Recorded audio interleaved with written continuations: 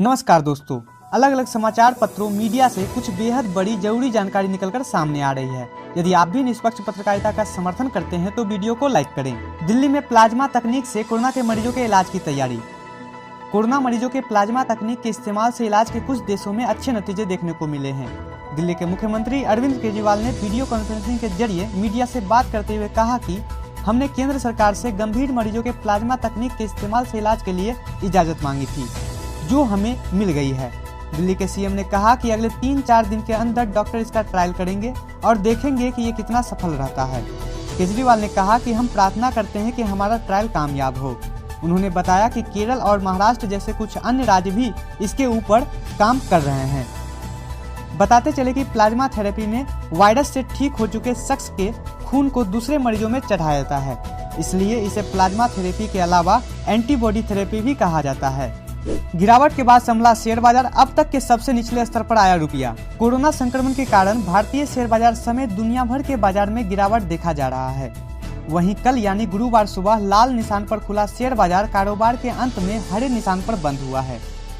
Sensex 222 अंकों की तेजी के साथ 30,602.61 के स्तर पर बंद हुआ, तो वहीं निफ्टी 91 अंक चढ़कर 9,017 पर बंद हुआ। यदि कंपनियों की बात करें तो NTPC, Vedanta limited, Hindalco, ICICI bank, Titan, Sun Pharma, State Bank of India, IndusInd bank, Nestle, HDFC bank जैसे स्टॉक हर निशान पर बंद हुए। जबकि नुकसान के साथ बंद होने वाले शेयरों में प्रमुख रूप से Hindustan Unilever, Infosys, Infratel, Airtel, Kotak bank, HCL थे। अगर मुद्रा की बात करें तो अमेरिका डॉलर के मुकाबले रुपया 43 पैसे गिरकर अब तक के सबसे निचले स्तर 76 रुपये 87 पैसे पर बंद हुआ है। मतलब $1 का कीमत अब रुपये में 76 रुपये 87 पैसे हो चुका है। महाराष्ट्र में कोरोना संक्रमितों की संख्या पूरे देश में फैली संक्रमणों का 1/4, सिर्फ मुंबई में 2000 से अधिक मामले। देश भर में कोरोना से सबसे ज्यादा प्रभावित राज्य महाराष्ट्र है। स्वास्थ्य मंत्रालय की ओर से जारी ताजा आंकड़ों के अनुसार महाराष्ट्र में कोरोना संक्रमितों का आंकड़ा 3000 के पार कर गया है। इनमें से 2000 से अधिक मामले सिर्फ मुंबई के हैं। यहां एशिया के सबसे बड़े स्लम एरिया धारावी में कुल कोरोना के 26 नए केस सामने आए, जिसके बाद कोरोना के कुल मामले यहां 86 तक पहुंच गई है। तो वहीं 9 लोगों की कोरोना वायरस के कारण मौत हुई है। यूएन महासचिव का बयान, अब कोविड-19 के अफ्रीकी महादेशों में फैलने का खतरा। कोरोना वायरस यूरोप, अमेरिकी और एशियाई देशों को अपनी चपेट में लेने के बाद अब इसका खतरा अफ्रीकी महादेशों में मंडराने लगा है। दरअसल संयुक्त राष्ट्र महासचिव एंटोनियो गुतारेस ने अफ्रीकी देशों के राजदूतों के साथ न्यूयॉर्क में वीडियो कॉन्फ्रेंसिंग में गुरुवार को कहा कि जलवायु संकट की तरह अफ्रीकी कोविड-19 से सबसे अधिक प्रभावित हो सकता है। उन्होंने अफ्रीका में कोरोना वायरस की वैश्विक महामारी फैलने की आशंका जताते हुए कहा कि इसके लिए तैयार रहने तथा प्रयासों को बढ़ाने की जरूरत है और आगाह किया कि इस महाद्वीप में इस संक्रमण रोग के सबसे भयावह नतीजे सामने आ सकते हैं। बताते चले कि वर्तमान में इस वायरस से प्रभावित देशों में अफ्रीकी महादेशों का स्थान टॉप 50 से बाहर है, परंतु इस महादेश के पिछड़ेपन के कारण ये आशंका जताई जा रही है।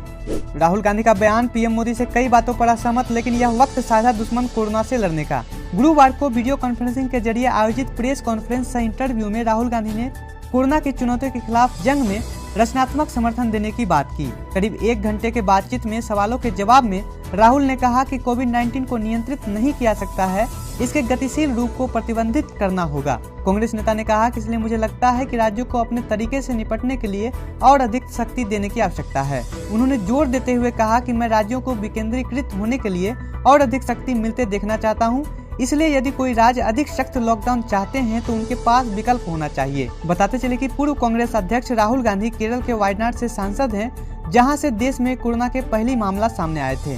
ईडी ने तबलीगी जमात के प्रमुख मौलाना साद के खिलाफ दर्ज किया मनी लॉन्ड्रिंग का केस। प्रवर्तन निदेशालय अर्थात ईडी ने दिल्ली निजामुद्दीन मरकज प्रमुख मौलाना साद कांधालवी और प्रबंधन कमेटी पर मनी लॉन्ड्रिंग का केस दर्ज किया है।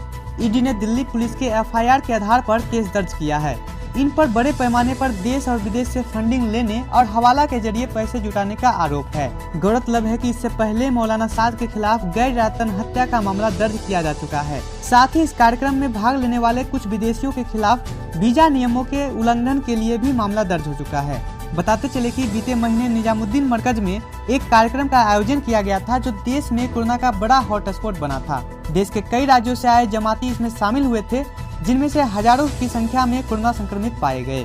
Video conferencing app zoom app के इस्तेमाल को लेकर सरकार ने चेताया। कोरोना संकट की वजह से देश में लॉकडाउन जारी है।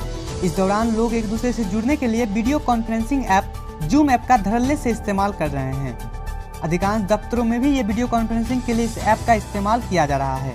इस बीच गृह मंत्रालय ने एक नई एडवाइजरी जारी कर कहा कि किसी भी व्यक्ति के लिए जूम ऐप एक सुरक्षित प्लेटफॉर्म नहीं है। ज्ञात हो कि जूम ऐप से निजता की सुरक्षा को लेकर कई सवाल उठे हैं। चूँकि टिकटॉक और जूम ऐप के ज्यादातर सर्वर चीन में है, इसलिए तकनीकी विशेषज्ञों का कहना है कि इस वीडियो कॉन्फ्रेंसिंग ऐप से मीटिंग का डाटा लीक हो सकता है। बताते चले कि भारत की साइबर सिक्योरिटी एजेंसी ने पहले ही उपयोगकर्ताओं को इस ऐप से पासवर्ड लीक होने और हैकर्स द्वारा वीडियो कॉल कॉन्फ्रेंस के दौरान हाईजैक किए जाने की शिकायतों के बाद गाइडलाइन जारी की गई।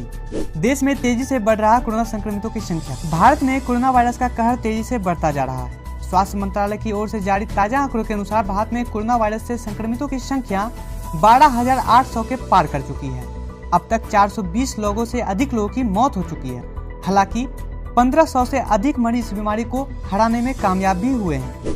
दुनिया भर में कोरोना वायरस की वजह से मरने वालों की संख्या 1,38,000 के पार। भारत समेत विश्व भर में कोरोना वायरस के मामले तेजी से बढ़ते जा रहे हैं। यदि आंकड़ों की बात करें तो अब तक दुनिया भर में मृतकों की संख्या 1,38,000 से अधिक हो चुकी है, तो वहीं संक्रमितों की संख्या 21 लाख के करीब पहुंच चुकी है। अमेरिका इस वायरस से सबसे ज्यादा प्रभावित देशों की सूची में नंबर 1 पर है। बताते चले कि अमेरिका में कोरोना वायरस से 24 घंटे के भीतर बुधवार को करीब 2,600 लोगों की मौत हो गई थी, जो किसी भी देश में इस संक्रामक रोग से मरने वालों लोगों की सर्वाधिक संख्या है।